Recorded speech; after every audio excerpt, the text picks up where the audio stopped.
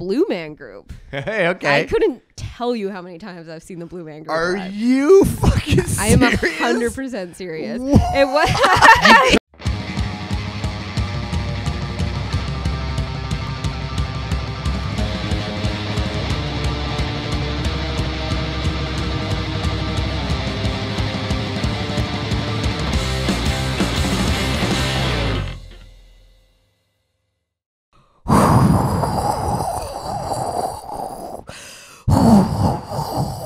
Welcome back to Show Me Yours podcast. I'm It was close.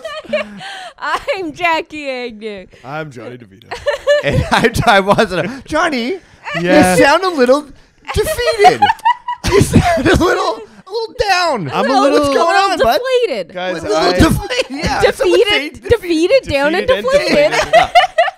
There's a DQ, reason why what's my up? face is really red, and I might not sound, you know what I mean, as hyped up as I normally am with the kind of energy that I come in here spreading peace and love, because we probably just did, I don't know what, Our maybe best 20 Our minutes best- ever. Yeah. Our best 20-minute opener. It was fucking fire. Absolute, like, honestly, like, in between, right? We like to fuck around, Groundbreaking. and then before we get into the story, my God, like, we were just on this roll, and Oh, I yeah. don't think we could recapture that lightning in a bottle. And I just looked down to be like, man, we're killing it right now. Like, time's probably flying. And I looked down at the audio, which is my thing. So there's video of all of it. Yeah. We can talk about it. Basically, for the listener, if you guys are wondering, is the reason that Hitler was so mad is because people kept coming back in time to kill him since he was a baby. That's Right. kind of the theory. I think that that we came to. He's killed so many men, and that was the reason. Kind of in a Terminator thing. We're not going to be able to capture that lightning again. Yeah. But Yeah. it really worked out in bullet Bullet point. points, yeah. Sounded be even honest, worse. we I heard did- it. I heard it. Dude, Came out of yeah. my mouth. Sounded weird. To be completely honest, we did 20 minutes of Hitler off the top. yeah. We Yeah. could lose that. I'm not Yeah. gonna lie. I should Yeah. actually be super sad about losing. Yeah. Oh, no, Just you feel- should still feel bad. Oh, about I do, just professionally speaking. But Yeah. while we got you here, hit that like button, leave a comment, leave a 5-star review, follow us on Facebook, Instagram, TikTok, share us on your story, and share us word of mouth with your mouth hole. Share Word us of mouth. Yeah. to your friends, your family, your neighbors. Across the beside street, kitty and corner? across Oh, kitty corner, love a kitty behind, corner. through Hell the yeah. alleyway. Tell everyone. If you pick up like a seashell on the shore and you scream it into Ooh. that seashell, then the next time that person picks it up to hear the ocean, right, will hear "Show me yours." put a message in a bottle. Yeah. Oh, sting it A up. little- yeah, Yeah, a little and police. toss it into the sea. Yeah. Do you Yeah. like you? It's got to be like a not a plastic bottle, because wouldn't that be weird if of like course. that if It's like just that like plastic? a plastic water bottle Yeah. washes up. But no, but it, That's no, the it makes reason it, for all the for Yeah, that giant like- tennis I thing. think it's just People a bunch trying to message each other. There's a lot of people on islands that are deserted that are just trying to find Gilligan and the rest of the Like, crew. There's a lot of Gilligans out there. Yeah, did you know that every plastic bottle in the ocean also has a note in it? It has to be, yeah. So that's interesting, though. So it has to be a glass bottle. But when you guys picture a glass bottle, what do you picture stopping it? In this situation, a cork. Right. Yeah, a cork. yeah. But are corks not porous? Corks are no. Okay, so like to use a cork for winemaking, I heard one time that it has to be like aged for like a certain amount of years. Now they have like new cork technology or whatever. There's like, Right. but like like new like, cork. Yeah, Yeah, right. new cork. But old school cork technology was basically it's like the materials it's like aged enough or whatever, so that because wine bottles like so you can store them on their side or whatever, right? None of that wine is ever going to get out, so technically Right. none of that water should get in if it's good cork. If it's a good cork, Yeah. of course. But I'm of corks. But I'm talking like old school message in a bottle days. Yes. You don't have access to the finest cork technology. And so presumably a lot of these messages were getting waterlogged. Well, I think traditionally a message in a bottle is always like a last ditch effort, right? So like it's or unless course. somebody's just like poetic, you know what I mean, Yeah. right? Somebody like you got like a Jack Kerouac at sea kind of person or whatever, just Right. kind of tossing messages to the wind, right? Just some guy eating peanut butter getting blown off by William Burroughs, writing a note into the ocean. Yeah, that's romantic, Johnny. I get it. No, I get it. Romantic vision there. You know, my dad calls him a queer. I call him an artist. You know what I mean? What are you gonna do? But at the, you know, I think like in a time of distress and panic, then you're gonna reach for whatever bottle is at hand. I do think though that if you did go with like some other kind of situation, like like Grolsch beer. Kind of comes with like the pop top. Yeah, like the Stein kind of situation. Right. Something, you know. Well, I like those. Yeah. When do those come into play though? There's rubber and stuff on those, right? Yeah. I think that's it's like a rubber stopper. Totally. Yeah. When we were in film school and we had our writing for radio class. Yeah. Did you do that class? I did not. Oh. Did I? I don't. Probably. I was a while I ago. don't remember. But we had to write a radio ad for Grolsch beer. Oh yeah, it And- was like a marketing thing. Yeah, that's right. Yeah. And I won. I wrote the best ad. That's right. And so I got a case of Grolsch beer. And Oh, you shared case, them with it was me. a 6-pack. Yeah. That was good That times. was, yeah. Well, a 6-pack Yeah. Grolsch is the same price as a case of beer. So, Right? Yeah. It was. All right, come on, Lord, break. Cool flex. This girl So knows I- about Grolsch.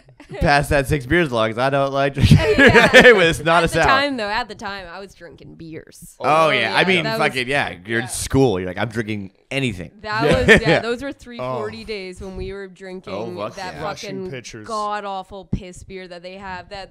What is it called again? AGD, baby. AGD. And Oh, then yeah, man. you ordered it when we were at the Grindstone or whatever. Alberta genuine Yeah. draft. Hell I remember yeah. you got it, and then you're like, "Fuck, this beer kind of sucks." And I remember seeing it and be like, "Oh my god, that's the 340 beer. They That's the just worst serve fucking it. beer in the world." Yeah, and it was just always warm, always warm. Yeah. Oh yeah. and flat too, right? And But those Yeah. lines were not clean. no, they no, weren't. no. But the people were always nice. Oh, yeah. I really miss Oh that man, place. yeah, I miss that place too. That was one of the more sad results of COVID, other than the millions of people dying. Just a true like drinkers like dive bar or whatever, right? It was really fun to see people. Like if you're gonna go out drinking with somebody, right, and like just want to like listen to some tunes and shit like that, not like go clubbing or anything like that. Sit at a fucking table, shoot the shit, you know what I mean? Like and drink. Those were like that's my preferred. There's a good going crawl out. for a gas tent of those types Oh, of absolutely. bars. Yeah. Right? Absolutely. But like when you walk into that one, you know what I mean? Just with like the clientele with like an aging SNFU, you know what I mean? Yeah. Like falling off the One wayside. member at One least at least, is right? there. Yeah. Yeah, you're and, not like not a guy with a badge, a member Yeah. of the Yeah. band. Totally. There. Totally. Yeah. You know what I mean? Well, And, Chai was just like the Lemmy of that whole fucking Totally. area, right? Yeah, Yeah, absolutely, right? And I he- mean, he like that was, was like so much fun. It was so funny to see people be like, "Ew, this place is fucking disgusting. We can't even like order fries or whatever." And I'm like, "That's why you come here." Yeah. It's like you were just It Fuck you, the really- fries are good. Yeah. Yeah. We used to get food there all the time because I used to work at the Canby right beside it. Yeah, Like way Well, back. it was Yeah. like at the time that we were there, like that. They that like kitchen sometimes went in had and a out kitchen and and sometimes didn't, Yeah, you know, yeah, and yeah. the kitchen always served different things. Like Yeah. sometimes they didn't have fries. You Yeah. That know? was just hot dogs and Fritos and shit. Yeah. It was Fuck yeah. Yeah. But Lizzie. yeah, it was like our cheers. Like we'd walk Totally. in and they'd be like, Jackie, Johnny. Hey. Yeah, because we were we there would like fucking we all wouldn't the be there time. for like the week or whatever. And then we'd come Yeah. in for the weekend. And they'd be like, "Where you been?" Yeah. Shit like that. 'Cause we would Like, go in like during our like hour lunch break that we got at Yeah. school, and then we would come back after class and all. Like Yeah. we were there fucking like twice, and then so we'd be in there for an hour in the afternoon, and then come back whenever classes ended at like fucking whenever, and be there fucking all night. Like, Yeah, we fans were- of the podcast will remember Jackie might have hinted at 2 different occasions where she saw me pull my balls out in a bar, and both of those occasions were at that bar. Yeah. That makes Yeah. sense. Yeah. That adds up. Yeah. Hell That yeah. adds up. Yeah. I actually discovered that my friend Natty has a tattoo of a dollar symbol on his nutsack there too. There was a lot of balls out. A lot of Wow. balls out Yeah, at man, that. right on the ball too. Yeah. That was Yeah. that was pretty wild. He's a wild boy. Yeah. Yeah, that's a wild one. Yeah, man. Man, they had karaoke there too. Oh fuck yeah! Yeah. I Yeah. played many a show at 340. Hell yeah, dude. Oh Yeah, yeah, fuck tons of shows at 340. Yeah. I mean, like, just like an accessible place to see, like, like kind of touring, like anything from like You know, see the like metal to Dreadnoughts punk, there. right? It's just like what the fuck? They're like, oh, we love this place. It's like what? This Totally. is fucking tiny. This is sick. Hell yeah. Yeah, there's I think fucking Days and amazing Days shows was there. was one of those bands that was kind of like just such humble traveling, fucking like touring punk band roots or whatever to where they're at now.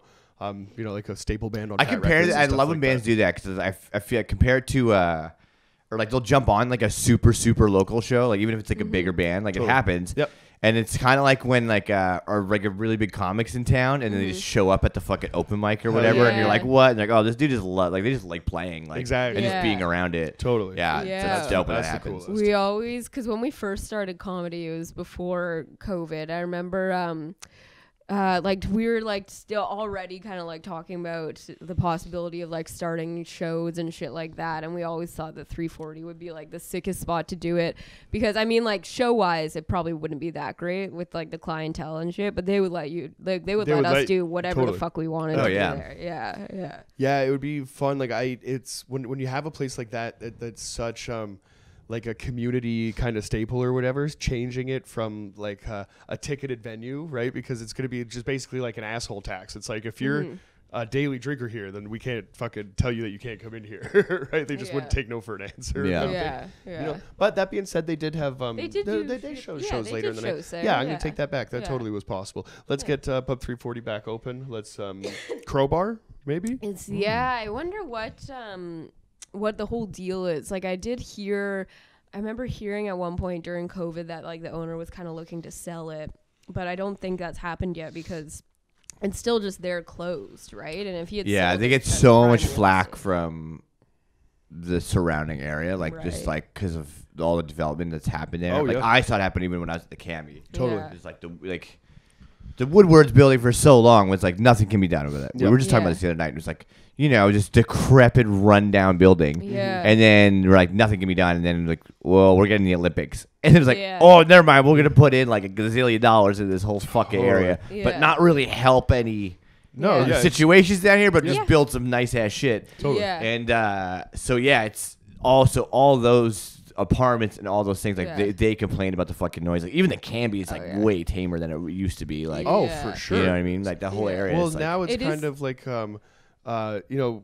going in there unless there's like a punk show on. It's not the bar that it used to be. Now it's kind of more like It's like a party. yeah, like just a party spot like for younger people. Yeah, for kinda like that- super young yeah. students and stuff like that. You walk in there There's and like so many tourists. and oh shit. yeah, it's Yeah. fucking it, Yeah. it still has this like allure, I think, to people of like it used to be, I'd call it the nexus of the Vancouver universe. Like a block in either direction really Totally. does make a Totally. world of difference. You would Yeah. go one way and have Yeah. dinner in the sky yep. Yeah. Yep. while it revolves. Yeah.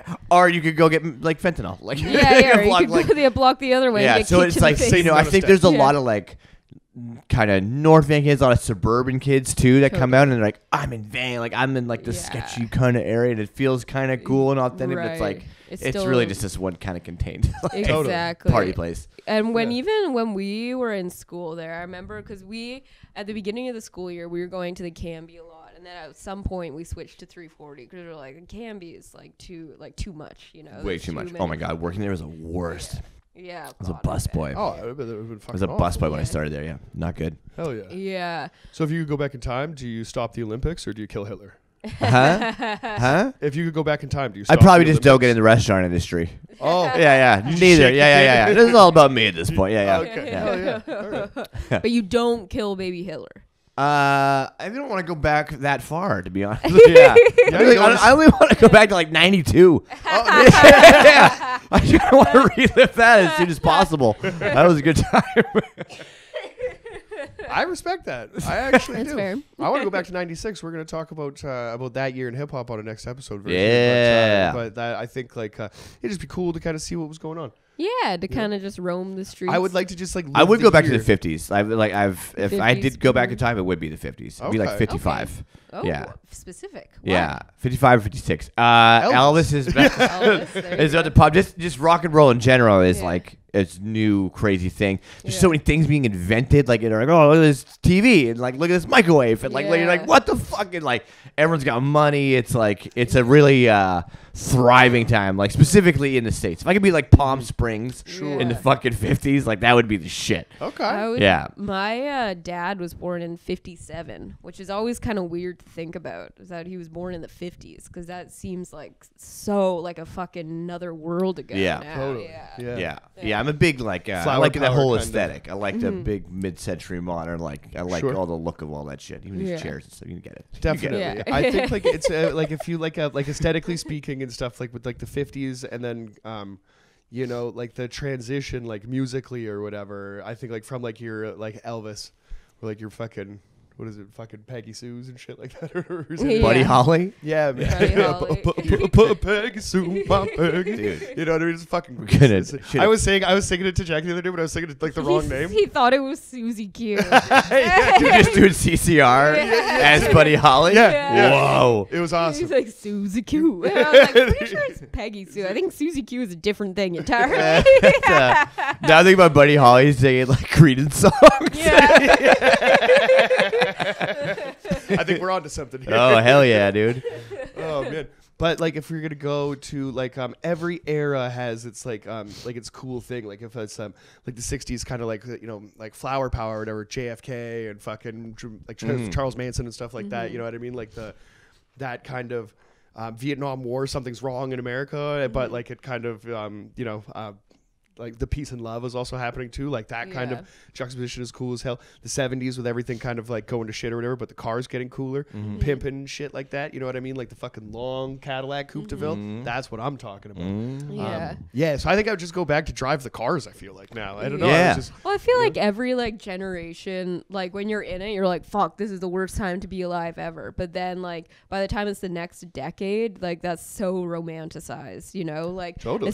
even like obviously like the 80s, the 90s, but even now like the early 2000s, everyone's fucking like, oh, for it to be fucking '07 again, you know? Yeah, it is crazy to be like. 'Cause I remember being like people talking about how shit things were in the 90s. Everything sucks. And at it was the like time. all this like fucking crazy crime, like that whole LA riots, like Yeah. every fucking OJ fucking it is like this crazy shit happening all the time. And I remember being like, yeah, this is such a dark time for humanity. I remember growing up in that being like, well, this is crazy that everyone is saying that about this generation. Yeah. And Totally. now From, it's like, man, I bought those Jordans I had in 97. Bro. And it's the shit. That was the best time ever. Yeah. I had a Charlotte Hornet starter jacket, dude. It was dope. Dude, everyone had a Charlotte. Why?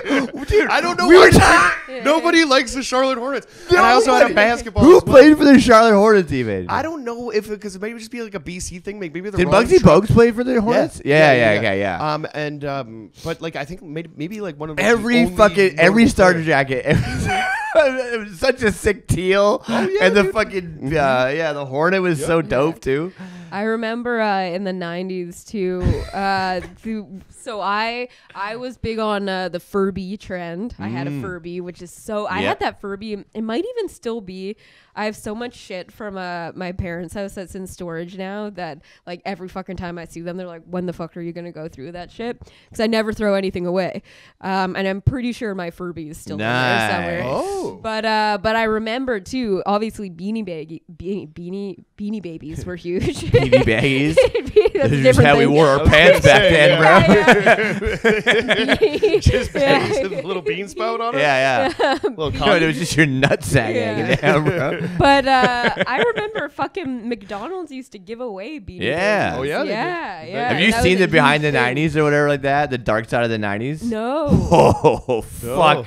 There's so many episodes. There's one episode of Grudge. There's one on just talk shows. So like Springer and all that Oh, shit. yeah. And there's one just on Beanie Babies. Man, and it is was crazy. wild. Really? Dude. Because everyone Oh. thought that they were gonna go up in value or whatever, so everyone was fucking collecting them, and fucking Beanie Babies never went up in value. Well, they were like crazy popular at one time, like, and then it's like, they go into like depth about how the crash happened and all this. It is wild. There's I had a a season lot of on, Beanie Babies. kinda like too, that because of Pepsi the shit. McDonald's Yeah, oh, thing. yeah. Yeah, because the McDonald's thing. So I definitely got into collecting them because of that.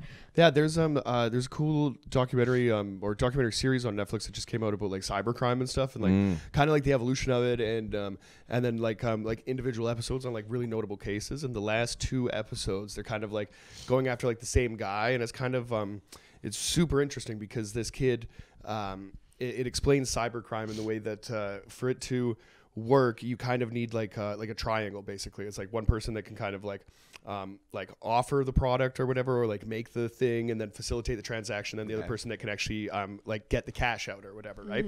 So this kid is like this like computer whiz kid, and there's maybe like 3 or 4 very specific websites at the time that basically just dealt in like forgeries and stuff, so you could get fake IDs, fake college diplomas, and like all this crazy shit or whatever, right?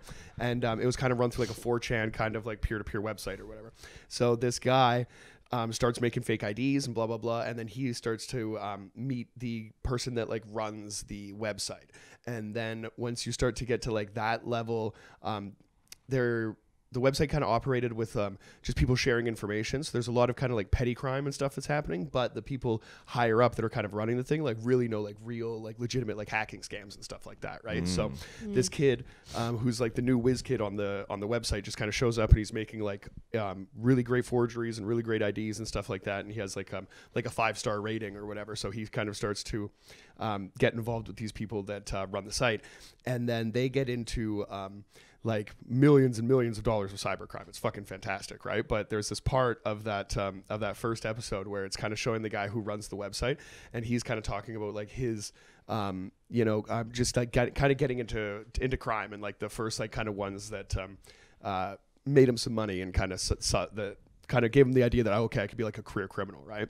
So he sees on eBay one day that Beanie Babies are like fucking selling for like, there was like a really like a short pocket in time where they made like $5,000 or $10,000 or whatever for very specific like the Beanie collector Babies. ones. Yeah, right at like when they were still coming out. They had the little plastic thing over the tag. They would have like a little plastic piece Yeah. on the tag. Yeah. They just like knew what they were kind of getting into. They were a cash cow, right? But like after, so like now I'm not really too sure about it, but this was like at the height of them when they were coming out, right? Yeah. So when they were coming out, everybody was kind of collecting them, and there was kind of that idea that these things are going to be valuable one day. Yeah. So then they would do limited runs, and that limited run, this one was like a fucking blue like elephant or some shit, right?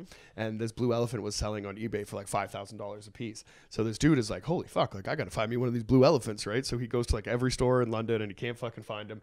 And then he's at like a Barnes and Noble or something, and he looks down and he just sees like a fucking white elephant, and he's like, that's the same fucking elephant, and it's only like $5. So he buys like fucking every one of them, right? And he goes home and he tries to figure out how he could dye it blue. Yeah. And it's just hilarious because you get to see like the mind of a criminal in like the sense like if this guy put his fucking mind to anything else, he would be fucking he would be successful. But he's about to be successful at this, and he's like dye wouldn't work because they're made out of plush and blah blah blah, right? So he like finally found like a way to kind of do it, and then he was like, oh fuck it, I'm gonna give it a shot. So this lady buys it like $5,000, and then he was like nervous about it, but he was like, okay, so he sends it to her, and she's like, what the fuck, this isn't what I wanted. And then he's like, but at that time I cashed the money, and fuck it. And so I was like, it was a bummer because like they're kind of setting this guy up to be like, you know, this master forger and shit like that or whatever, right? And then he's just a fucking $5,000. Yeah, dude, he's just a fucking dick. And like that's basically what it comes down to is like all you need to do is just like is find a sucker and convince them that you're trustworthy, and then get like you need to send me like money orders and blah blah blah before I'll send it to you. You know what I mean? Like all this like backdoor shit that you would look at now as like this is a fucking scam, but in the 90s or whatever, you know what I mean? You could kind of get idea. Some people like that's what was really interesting about crime is that there's like pockets of it where like technology or like the crime fighting or the police or whatever haven't caught up to it yet. So there's always like these like great like pockets of time where like like art heists were like like popping off or whatever when the criminal kind of became better than the security system that was available at the time, and then or became more daring anyway, I guess. And then if you go back to I feel like that art security has dropped a little bit in the past month or two. Yeah, apparently you can just walk up to a fucking painting and put soup on it. And just nothing happens. Right? And just scream about the environment. There's oil. There's oil. Like, so, on that canvas, it's a beautiful oil painting. On like you piece of shit. On a fucking Emily Carr painting, who was like very vocal about climate change. People just fucking poured. It was like maple syrup or some shit, like in the fucking Vancouver Art Gallery. Someone just went up, and did like. That's the worst when someone does it at like the Louvre or whatever like that, or something big, and then all these little copycat fucking ones happen afterwards. It's like, oh my god, I hate people. It's just like fucking what do you like? I don't know, Tomato like cutting soup. off your fucking hand to Yeah. spite your face or whatever. You know what I mean? It's a Yeah. stupid thing. Where like, what does like the art industry have to do with like? I mean, like, because you could just go to like BP Well, it's like- oil or yeah. fucking like Shell gas stations and fuck shit up. Like, why wouldn't you? Yeah, You know what I mean? it's like if to you're- start conversation. It's like, but what's the point of like ruining? And it's like if it's one thing if the artist or whatever is polarizing, or you know maybe Whatever, they yeah. had some like shitty beliefs and you want to draw attention to that. But when you're just like destroying like the artwork of an artist who specifically like was very outspoken and like is very like celebrated in like all like like I think Emily Carr, like most people like are like fuck with her, you know, like Yeah, she's yeah, yeah, pretty sure. she like you know got a was whole pretty school here. yeah, and she's like I didn't know she was an artist. in terms of like what we know about her, she by all means like seemed like very eclectic person for sure, but you know was very outspoken about issues in her time that no one was talking about, Yeah. like Indigenous rights and climate change. And so to just like vandalize her artwork to make a point That makes about all the sense. It makes yeah, total right? sense. It's like Yeah, I what the totally fuck get are it, you right? doing? I'm gonna take Yeah. the bus now. Yeah. know what I mean? Like, what the fuck, right? Yeah. But another interesting pocket of crime was like bank robberies, right? So like John Yeah. Dillinger, you know what I mean? All of those kind of Bonnie and Clyde and stuff like that. And the key to that basically was the invention of a V8 engine. It's like everybody in law enforcement had like the Model T fucking Yeah, crank yeah, car. yeah, yeah. And then a fucking V8 came out that literally blew its ass off the fucking road. Yeah. And John Dillinger famously wrote a letter thanking Henry Ford for making the fucking thing. And it's just like, so that's just the coolest Yeah. thing in crime Yeah. or whatever, right? But he still got shot in the face. What It are you gonna do? definitely is like with like scams and shit like that. I feel like back in the day, like you could get away with like you could scam people so easily because Oh, people yeah. were so naive to that. Whereas like now, obviously, Well, fucking now you happens just got to all the sell time. them NFTs or whatever. Yeah. I think that like the Oh yeah, interesting so thing well about you it, see it on fucking like on Vancouver like buy and sell groups all the time of people will like buy something like a fake like Tiffany's necklace or something. Oh, yeah. or like a fake. I don't like, even Louis fuck with Vuitton like watch. even like the shoe game is like that. Like Yeah. it's like I Yeah. rarely do I buy shoes off marketplace. I'm like I don't know Yeah. enough about all this shit, and it's just like Yeah. Totally. it's such a Yeah. fucking Yeah. it's weird. Yeah, exactly. It has to be like I don't know. I'm getting into like stupid shit or whatever. Mm-hmm. So like I think the last thing that I bought off the internet was like a fucking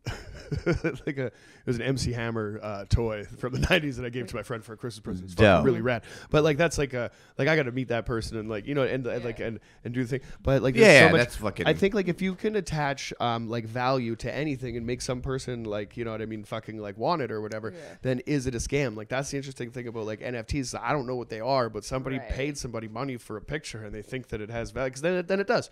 You know what I mean? It has value, I guess, if you it's think just it. like what all but, we like, collectively. Give me your phone. I'll just take a screenshot of it. Yeah, exactly. It'll save right? you a It's- lot of money. 100%. Yeah, I'll yeah, be like, but you own it. I'm like, but I have it here. yeah, I don't. yeah, right. I know there's gonna be a whole bunch of What fucking is, like, crypto that's nerds that are gonna go the- nuts right now. That's Yeah. not how it works. If any of them But want it's to come on the so show and explain stupid, it to us, yeah. like I'd love to. I'd love to. I Have don't that want I that conversation. feel at all. like, but I feel like I've Fuck out of here. But I don't feel want to hear like- your shit. I Get the feel fuck like outta I've here. heard the explanation tons of times, and still I'm like, that doesn't make sense. Why it'd be so much money? Still. Like I understand It what you're still saying, seems but it's still extremely fucking stupid. overvalued. Yeah, Exactly. It's- I get what you're telling me, and I'm telling you that's fucking retarded. Yeah. Yeah, it's just But one of it those is situations funny, like, like- if you can convince Yeah. you just need a sucker, right? Like if you can Yeah. convince a sucker to pay you, then like is it a fucking scam, right? Like that like Nigerian prince stuff or whatever, send me fucking money, you know, like all the emails, all of that shit is like undoubtedly a scam. But there's something Right. that like I kind of you know like if you can respect a con man, you know what I Yeah. mean, right? Like, Right. and there's sometimes like if it's in like a church situation or like you know what I mean, like here like follow our God and blah blah blah, you know what I mean, like that can kind of there's a lot of cons or like you know what I mean, ways that people could be like kind of you know disenfranchised or whatever, taken Yeah. advantage of, and It's called sales, dude. 100%, Yeah, exactly. right, 100%. That's the whole- But You're like just around. I'm like, I do it every day. you fucking called son of a sales, bitch dude. selling zebra Yeah, prints it's and shit. It's called sales, dude. Yeah, it's crazy. But Yeah. it It's not is like common. It's like you do have to like there is a certain amount of like. It's weird though because like I feel like there is a difference between like if you are delivering on something. Then that's different to me. It's like, Yeah, there exactly. is Yep. a service or whatever that exchange where it's Yeah. like I think that's what the con thing is where I have a harder time respecting that Right. because it's like well you haven't really given what you said you would give to this person. or Totally. whatever, Yeah, right? when there is like still like an inherent value, like if you're selling fabric or whatever, you're still, you know, using that for a purpose. But it's funny like thinking like when something like Beanie Babies just becomes so valuable for no reason. So these like grown ass men are like on fucking like eBay selling these fucking plush toy for thousands of dollars. It's like, who the fuck? Well, even like who's that Gary whatever dude? He's like got a lot of money. Gary something. I don't know. He's you're gonna need to narrow it down. I'm sure there's a lot of Garys. He's all over money. the fucking anyway. Who's Gary? He started his whole shit just by people just flip stuff on eBay and Amazon and shit like that. Oh yeah, and that's what like Shelby's dad does. He's huge. Yeah, He's but the doing that fucking for grind of that is insane to me because he he just goes to the garage sale and it's like, dude, it's like he bought it for like 30 cents and I'll sell it for $10, but I'm like, that's just $9 though. And I'm like, god damn, you gotta do that so many times. Like I don't know. Yeah, I'm a big picture guy. Totally, 100%. Shelby's dad has been doing that shit since we were kids, and it's like, like every Saturday they're up early garage sailing, and there's like a whole community, especially like, you know, small town on the island, but there's a whole like community of garage sailors. You see the same people, and you're there fucking crack of dawn. Like you're not rolling into a garage sale at noon. No, those are the people that you have you ever put on a garage sale. Those are the people that you're like, Jesus, they're literally knocking on your thing. Like, it said 7. Yeah, I remember 6:58. Yeah, I remember when. Have you guys ever put your own garage sale on? Well, so I remember when we first moved into our house that my parents bought, and so when we had the garage sale after we moved in, and so we had all this junk that we were getting rid of, and we're very amateur garage sailors, and so it's like I had my own table selling Barbies and shit. We had like my brother's old bunk beds and shit, like garbage, fucking garbage. I remember fucking Shelby's dad, hardcore garage sailor. You know, they knew we were having a garage sale. Did you guys like know them yet? Oh yeah. Shelby and I have been friends since we were 5. We were in the same kindergarten class. Did he come turn his nose up at your shit? Yeah, he came. I remember at the time. I'm sure they're very polite at the time. I don't think they bought anything, but I remember like years later, kind of talking about it, and Shelby's dad being like, oh, "Yeah, I remember when you guys had a garage sale. You had bunk beds." It's like you could hear it, and it's just like it was such like an embarrassing garage sale in like the world of garage sailing. That's so funny. Not up to snuff. Do you have a good one? We had it, well, tragic for me actually, because we had it in this garage. I remember it was on 4th Avenue in the T-Walls. Okay. And it was like kind of in the summertime, and we were just getting rid of we just moved or something like that. Our thing was when my mom when she got remarried, and was like, so there was a kind of a joining of things, so it's like we had to get rid of a bunch of shit. And like I wasn't like into tennis or playing tennis by any means. Okay. Let the record show. Let the record show. But from time to time, Dabble? You get high with your friends. Oh yeah. And you play some tennis. Sure. Oh yeah. Because it was right at the res, which were like the skate parks there. Yeah. Because like we'd skate there, and then the tennis courts were there. It was like so whatever. Yeah. But a week later, after the garage sale, I go in to get my racket. Yeah. Nowhere to be found. Oh no. Hey ma. Hey ma. Mama. Hey ma. You got some splaining to do. Where's my tennis racket? Right? They sold it in the garage, and it wasn't marked. It was no price, but it was like it was one of those situations where it's like we had like this rack of shit where it was like you hang whatever, and because it was like a tennis racket, like fit on the nails like fine. Yeah. So we just had. So I think one person was just at the table, and they're like, "Oh, how much for the tennis racket?" My mom's like, I don't know, $20 or whatever. I was devastated. I acted like they had taken it away from it. I was like young Andre Agassi. You're going to deprive this talent. Do you have any idea? Yeah. You're taking this talent away from the world. I went full McEnroe. I was smashing shit. It's a fault, Fonny. I went through a bit of a tennis phase as a kid too. We'd fucking bat because there were tennis courts at my elementary school. So sometimes during recess, we'd bat the ball around. There was actually one time. This is a little off topic, but me and my friend Madison. We in grade 6, we both had a huge crush on this guy who had been like the heartthrob of our grade all through elementary school. and we're the weirdest fucking kids in the world. We decided that to win his heart, we were going to just try and figure out what his type was. And so every day we would come in different personas and different like get-ups. Women are amazing. So I'll just change my entire wardrobe. And They're gonna be girl next door tomorrow. Big titty goth. Except we were such like, it wasn't like I'm gonna come as like a goth or whatever. It was like one day we're gonna come to school as detectives, and so just in case he's got that Nancy Drew hit. I had like a fucking Nancy Drew hitter. I spy a Harriet. Yeah, I had this like I spy a cutie over there. One of my fucking 1 year, my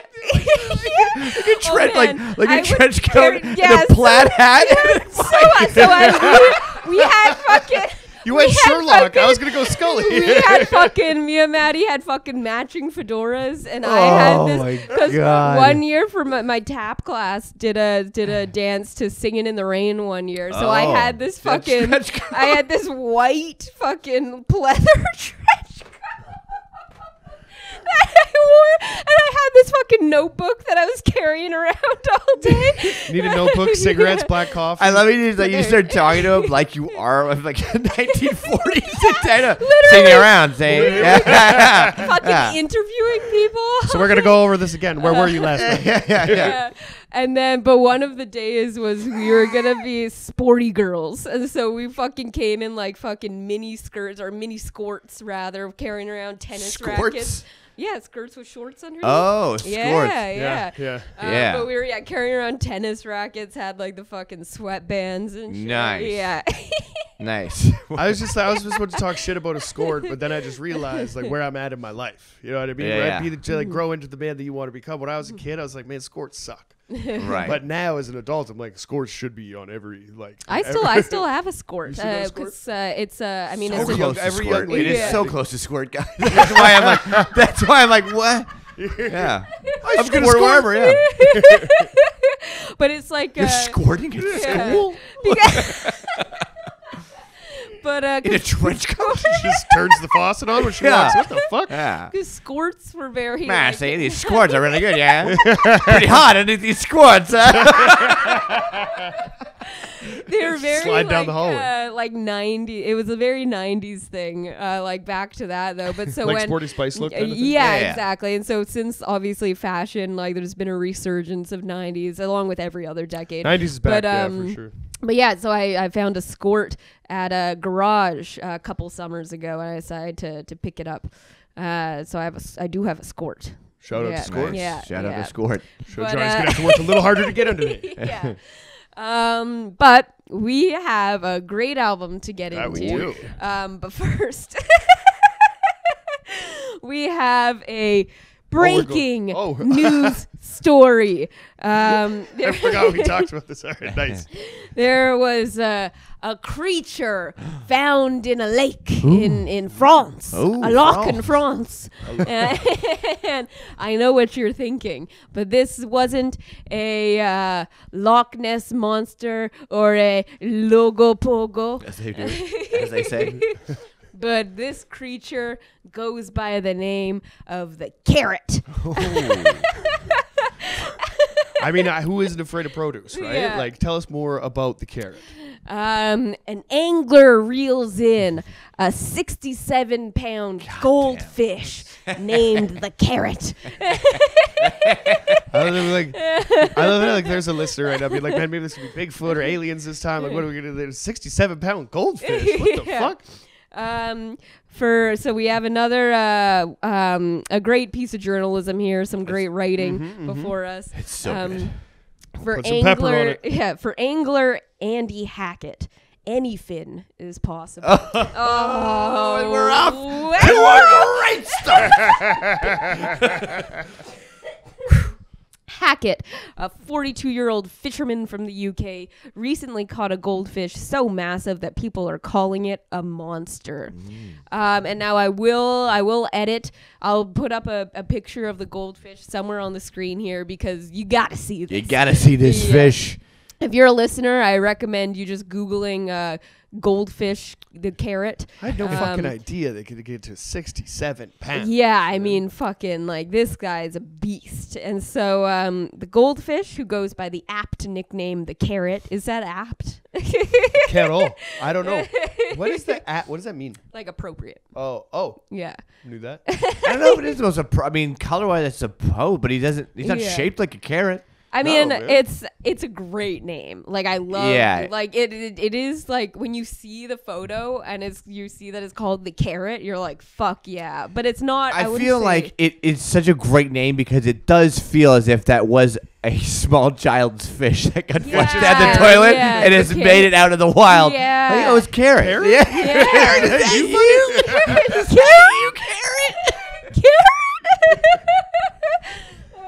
Oh, what are you doing, kid? Imagine if this 40-year-old angler that reeled him in is the little boy, right? He's just been trying to reunite He's himself. just been trying to find the carrot. It's like reunited by putting a hook through your mouth and exactly. dragging you Where in. the fuck have you been? It's crazy out here. It's like I immediately, when I saw the photo, my mind immediately went to the movie. What's it called? Big Fish. Oh, Big Fish. Big is great. Fish. Yeah. You know the movie? Is that the one where the things come down? It's or a whatever? movie about Oh. a guy that goes to see his dad on his deathbed, and it's a really beautiful father-son It's- movie. okay, Yeah. That's just, Yeah. that's But- so but funny. Yeah, hard pass. But I don't know what. But it's such a great movie, and like the symbolism of the fish and stuff. But Lot I of just beautiful saw. stuff in there, But yeah. just imagining that movie with Great this bank robbery fucking scene, too. yeah, with this fucking with the carrot as the big fish. He was reeled in by Hackett while fishing at Blue Water Lake. It always comes back to John Stack. While fishing at Blue Water Lake in Champagne, France, the 20-year-old female You know what they make koi- there? Ooh. Eggnog. Hey. The 20-year-old female koi carp weighs in at a staggering 67.4 pounds. I mean, So it's a koi carp, isn't it? I think that that's is just- the family of that which is- goldfish are in. Yeah. I think it is a situation of like the fish will get as big as So that's- their yeah. environment. So it's So like that's that's- why goldfish are so small. Exactly. So that's when I found this article. It was like it was a few days ago. I saw it, and I sent it to my friend Shelby, and we were laughing about it. And I was like, I had no idea that fucking goldfish could get bigger than like your fucking thumb, you know? Like, Yeah. and she was like, yeah, I remember as a child hearing that goldfish will get as big as their environment allows it, but never pictured it on this Like fucking 67. scale. Yeah, but It's it's this crazy. giant Yeah. ass fucking lake. Like I Yeah. guess. Yeah. That's the right. Yeah, everything. I had a goldfish when I was a kid, and it was for Christmas, my auntie got me this fish tank that was so fucking cool because it was like a baseball, it was like an MLB fucking like baseball fish tank, and it was like the base of it was like home plate and shit. So it was a really Yeah. fucking cool thing, and I had a goldfish in it, and I was like, this one I was like really little kid, and then over like the time, I don't know if like I I left have a and then whole I came team of back. all stars. Oh, that's a It was- great fish tank. Right? So Yeah. cool. But like after like a while, I think like the 3 fish or whatever that were in there, there was only one remaining. And I looked at this fish, and I don't know if it fucking like ate the other fish or what the deal was, but it like lost all of its pigment and it got like twice the size. And then I confronted my mom one time being like, is that the fucking even the same fish? Yeah. And my mom's like, what the fuck, you think I took a different fish in here or Yeah. whatever, right? So like, I don't know, maybe that's like my distrust for authority or whatever began Right. at that fish. At the But fish. yeah, because I just like I always marveled at like the fact that it was just this tiny little goldfish, and then all Right. of a sudden it's like this. It's like a fucking like a river fish. Yeah. It's just Yeah. like white, like it's a fucking trout now. Like it just didn't turn into that. Needless to say, people are falling hook, line, and sinker for Andy and his prize catch, marveling over the sheer size of the fish. So crazy, I mean, so orange. it is so orange. Like that's crazy Yeah, too. it's Is that very orange. it isn't like a pale fucking. It's got that like tangerine orange. Yeah. Like Yeah. that, Do they eat koi rich- fish? So koi used to be eaten all across the United States, like for a very, very long time, as people were making their way west. It was in every, it was brought over from England. So that I've seen a whole episode on koi fish that Ranella did, the Meat Eater show. Oh, okay. So they have a couple episodes like that actually, where it's like they just go that whole thing. It's weird. It was this fish because that used to be eaten in was very commonly eaten, and then somewhere. I don't know if it was from just a disease thing or something like that. Yeah. It just became we don't eat this anymore. Right. There's a couple foods like that where it's just for some reason we're just I don't know. Yeah, koi does because now it seems like a weird thing to eat. Just loses. It is if you had a fucking koi, but our restaurants where you can still get koi fish, for sure. That's weird. Yeah. Because I feel like koi fish, they're more almost ornamental.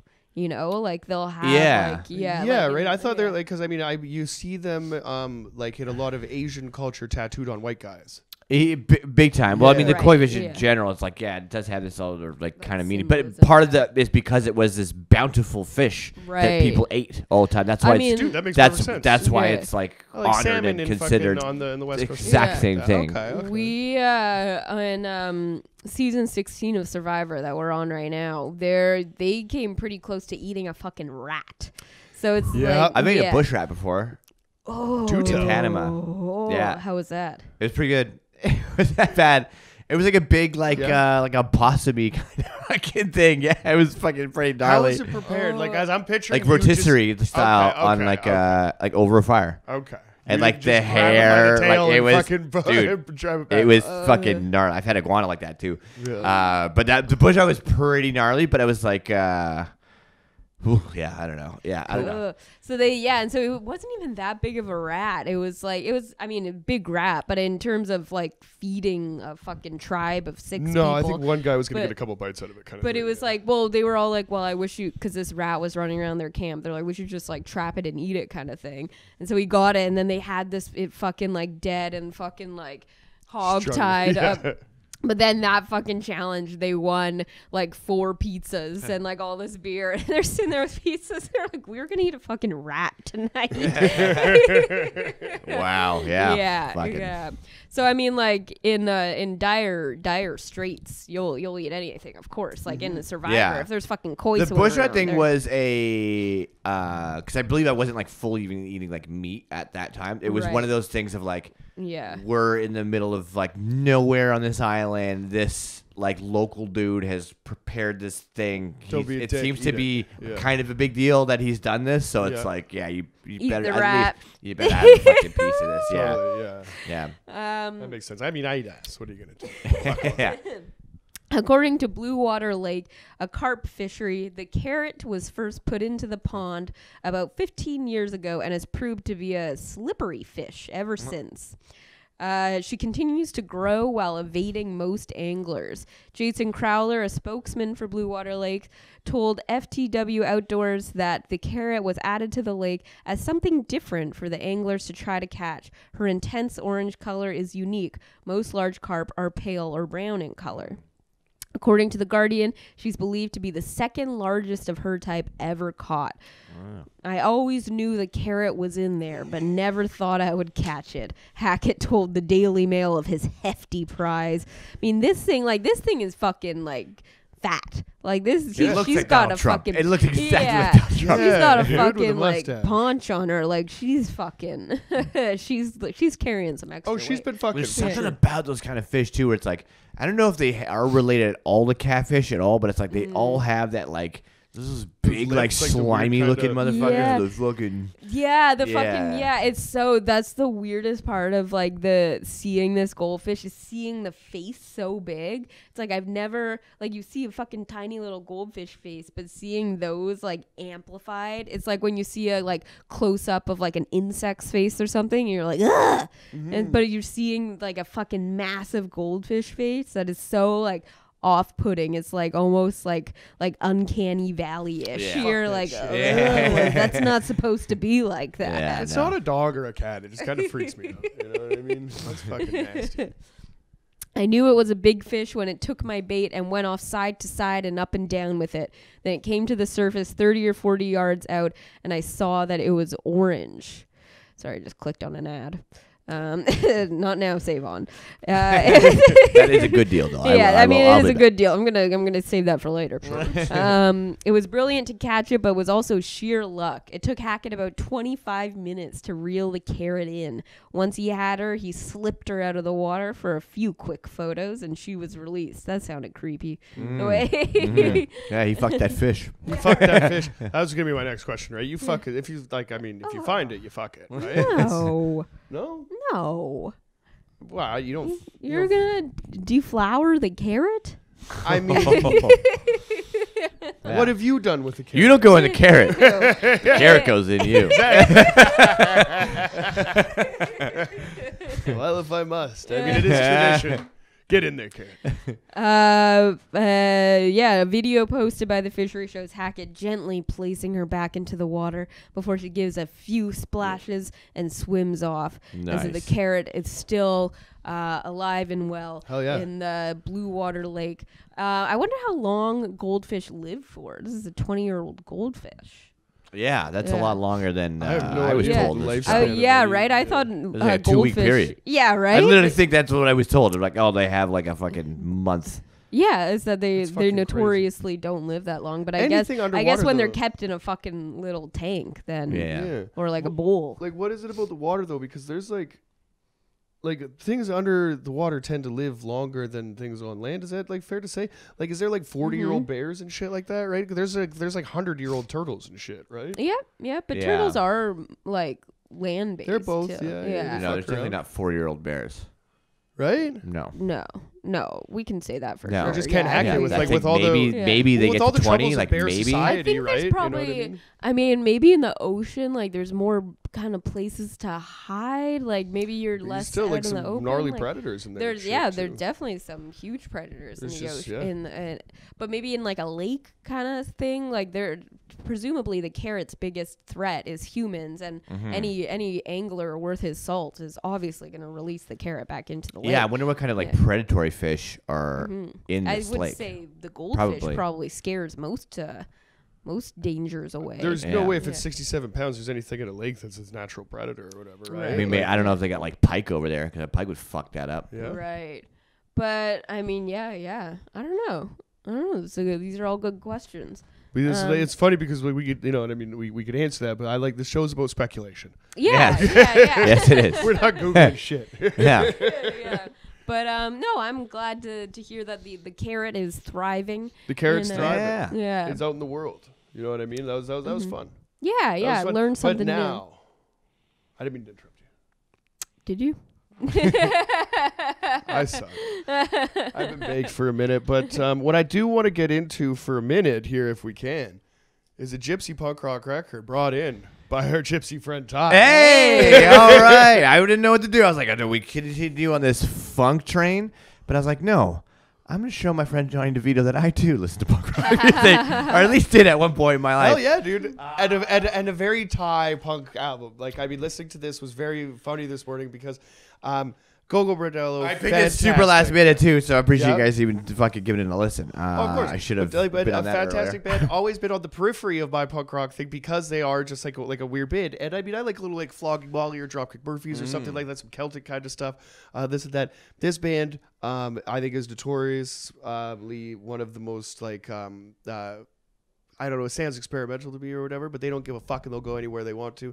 And it makes sense that you like this band. Yeah. Tell me something about it. 2007. Ooh, hello. Hey. Oh yeah. Well, sativa Blood puffs orange. there. Blood Ooh, orange. sativa. Ooh. Ooh. It'll keep Yeah. you It up looks at like work. the fucking. Right? Looks like the ooze in fucking Right? Ninja Yeah. Power Turtles. Rangers? Yeah. Oh, yeah. It's Well, pretty cool. Yeah. Rest in peace. Rest in peace. Rest in peace to the Green Ranger. Right? Hell yeah. All right, the 2007 release of the fourth studio album by the gypsy punk band Gogol Bordello, formed by Eugene Hutz, Ukrainian guy, moved to New York, met a whole bunch of other weird immigrant people to create this amazing fucking rock band. Hell yeah. This is the form of the band I know the best. This is Okay. probably when I was the most like deep kind of into them. The album before this, Underdog World Strike, was like a really, I had to start wearing purple on it, and like kind of some songs that were like, oh, they were starting to be on the radar a little bit. Okay. Yeah. And And then this album came out, and I bought this on a red vinyl press that I don't have anymore, and it's very sad. Very sad. Tragic. But yeah, this was such a fucking huge album for me. I listened the fuck out of this album, like, so back and forth. I love the guitar playing in it. It was right before I think I was maybe like went to music school, or like kind of, or maybe after. I can't really remember, but like it had such a big influence on my style of playing, and also I got super into, like, I had a gypsy punk band in high school or in college. That was awesome. Back here, and then when I moved to Panama as well, that was like our whole fucking shtick. There's something carefree and fucking and not, it's so punk in the way that it doesn't sound like the cookie cutter thing, especially for like Side One Dummy, like the record label that they're on. You could go right down the list. So many. They're not the Casualties, I'll tell you that. No, you know what I mean? And they're very cool because of it. Right? Yeah, and it's such a. I think bands like Gogol Bordello, and I think like a lot of punk bands suffer from this, where it's quite hard to capture them in a studio. Totally. Their feel, their liveness, and what that. Underdog World Strike was like, it was a great album, but it was like you couldn't. You didn't feel like the band was in one room together or whatever like that. And this was still like, didn't quite like, it's quite mixed down and stuff like that. But you still really got the live feel. Oh, there's some energy here for sure. Of the band in this. Yeah, the first track, like how it kicks off, is just so, it's so good. The Sergey is really featured on this album, who's the violin player. He's like the Russian professor of rock and roll, so they deem him. He's been with the band since like day one, basically, and he's an unbelievable violinist. He's in his 60s, possibly 70s now, and he's like just an old Russian fucking dude who's unbelievable at violin. The accordion player on this album in particular, Yuri, who's not with the band anymore, is like the unbelievable Polish guy, and he's just like I thought something about them was what your grandpa would call never mind. Yeah, exactly. Yeah, exactly. And then Eugene from Ukraine, and then there's the two backup singers that are on. Everyone's met in this melting pot of New York, which is like so cool. Yeah. So like the whole roots of this band being this immigrant punk band is really.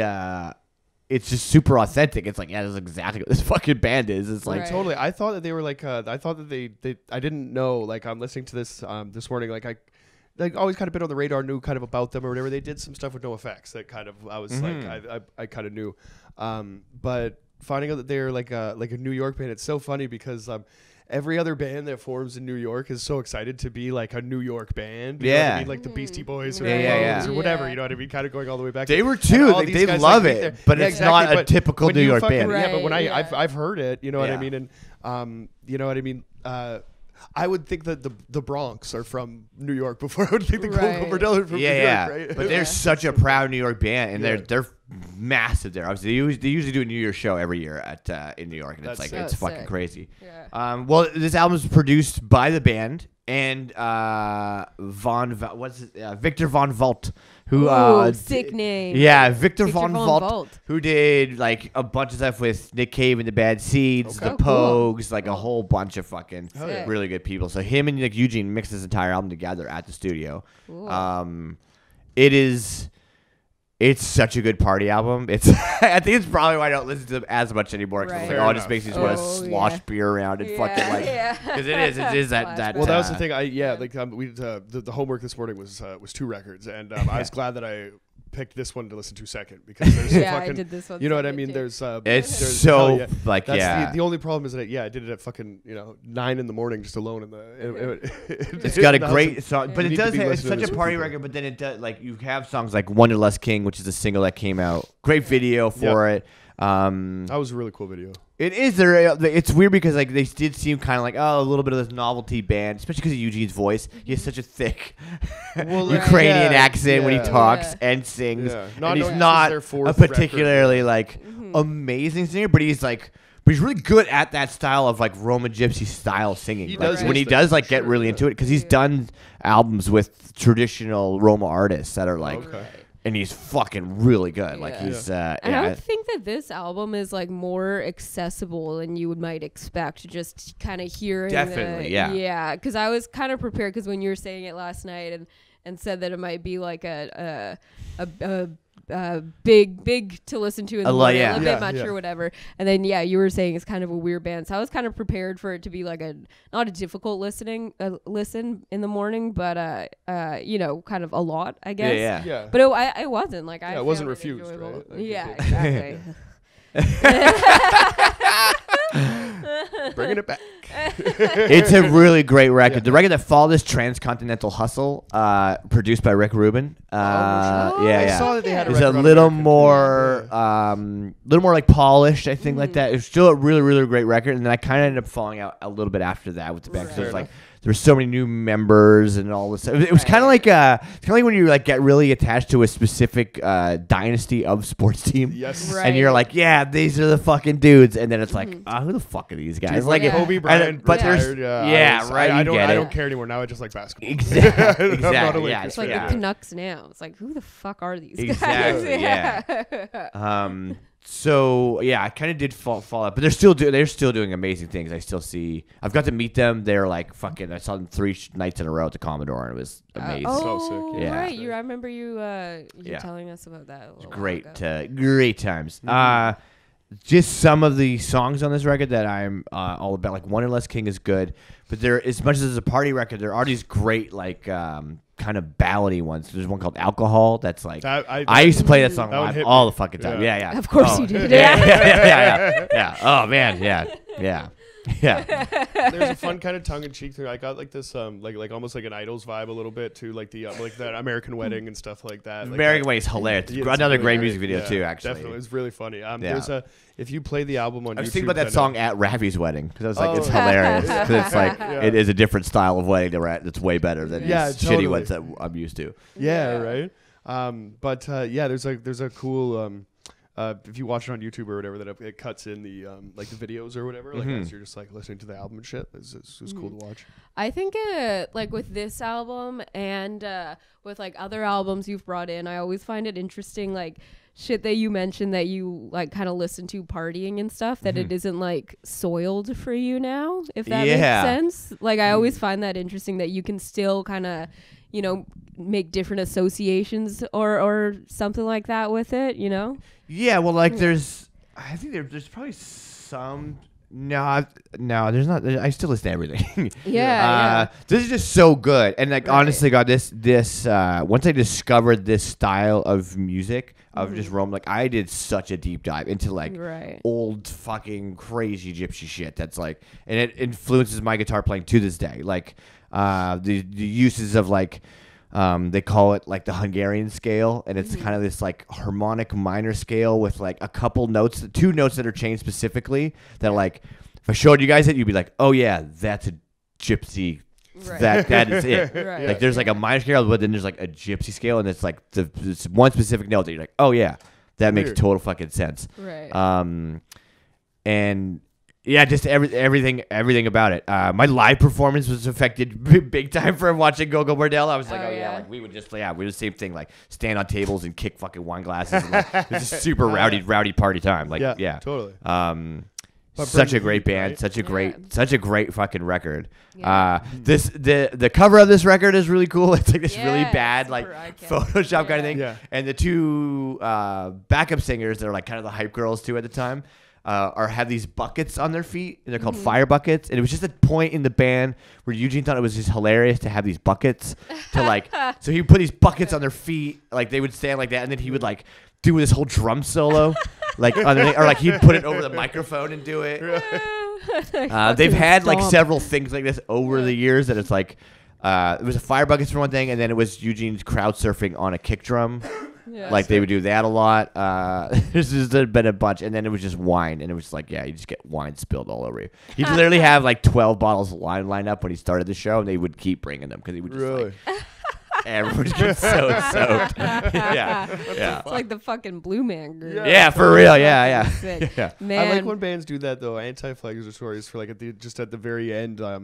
They do it really quick, and everybody kind of like knows what to do, but they'll get off the stage with just the snare and hi-hat and the bass drum and put it there, and then Chris number 2, their bass player, will stand on the on the floor and do like 1 or 2 songs, like some of the really fast old shit or whatever, and you're kind of there. And I got like one of the best fucking photos I've ever taken, like right there. But you're watching somebody that's like a fucking like a bass virtuoso just like scream that old shit or whatever, like the reason that I like this fucking band. And sometimes you're just a couple times that I've seen it, I've actually been like one of the like the walls or whatever, like pushing the people back, like let them do this. You know what I mean? Because everybody's just like trying to crowd or whatever. But like there's it was funny because I walked away from one of their shows one time and somebody's like, fuck, they do that again. Like it was like a gimmick thing. I was like, that was the coolest fucking thing. You know what I mean? Like, of course. Like, what are they gonna do something new every fucking night? Like, get out of totally, here. Right? But I'm a fan, and I like the. I like of course, shit, right? I like so seeing them people do the same thing several times, like over the. Although I will say, when I saw them at the Gogol Bordello the Commodore, it was a new set every night. That's sick. Yeah, completely different. On that talk, and we've talked about before with like bands we followed around and stuff.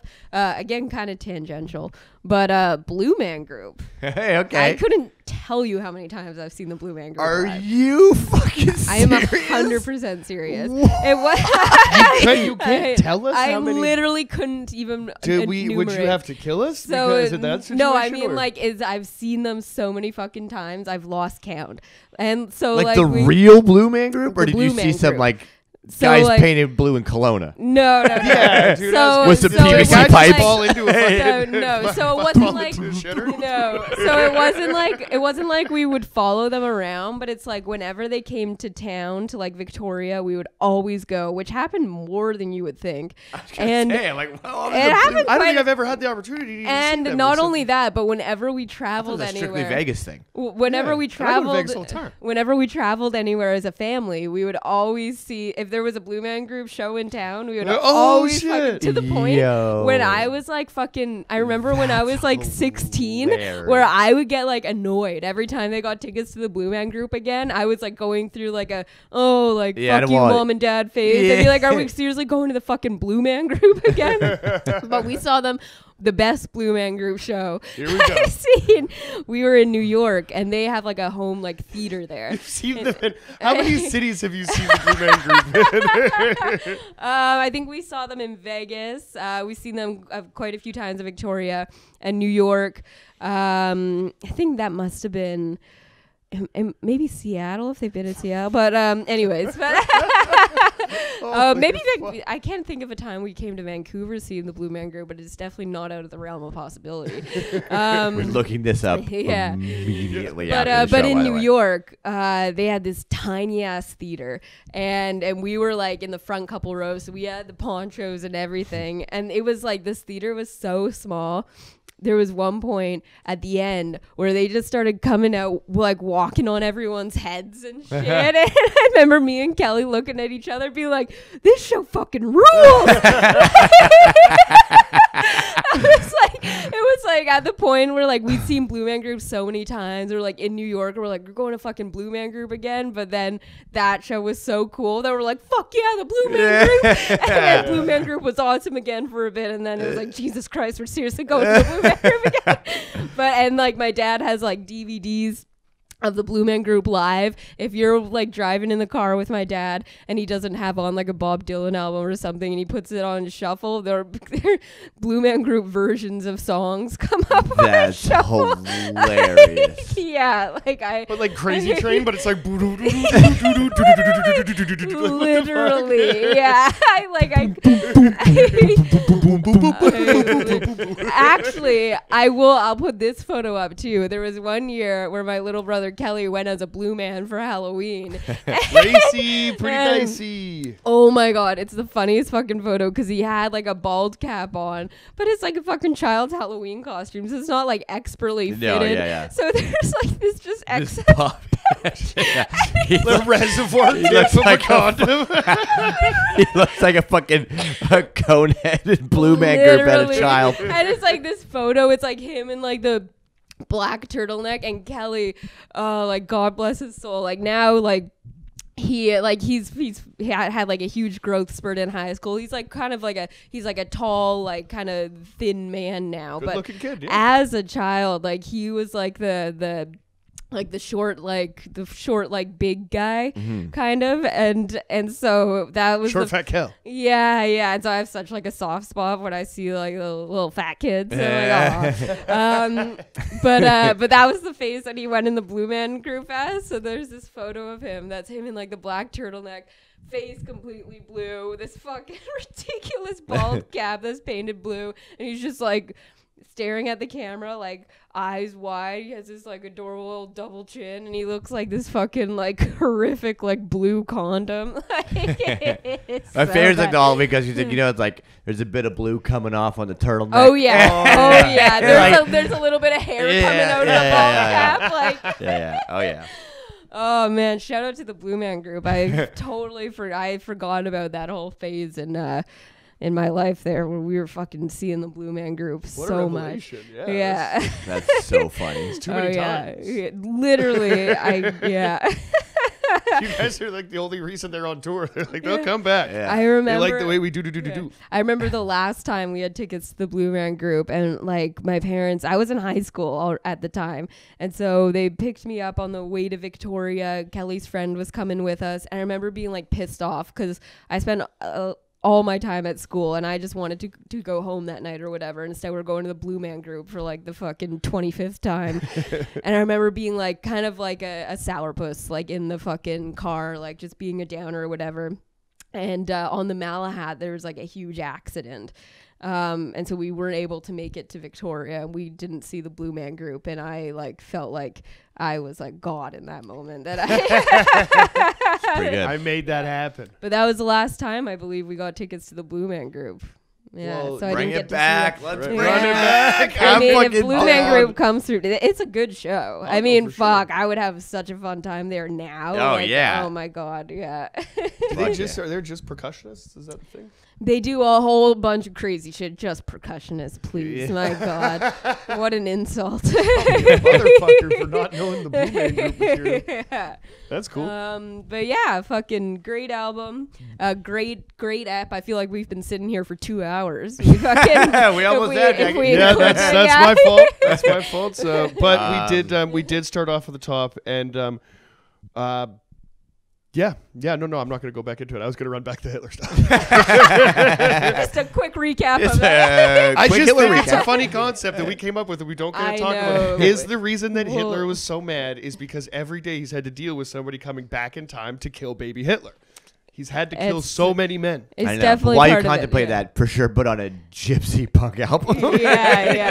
It's Absolutely. honestly, it's a blessing that us kind of working through this theory out loud is not captured for the world to see. Yeah, Because yeah. now we can go back and kind of polish it. But Yeah, if we- there was a lot of raw ideas thrown Oh, out absolutely. there. Yeah, I'm gonna kind of ask ideas. Yeah. Dare I say, if we were on Adidas, we would be dropped. Hey, For sure. only after an open letter to the editor. Checks over stripes anyway. Yeah. Fuck it, Yeah. Adidas. All right. And signing off. Yeah.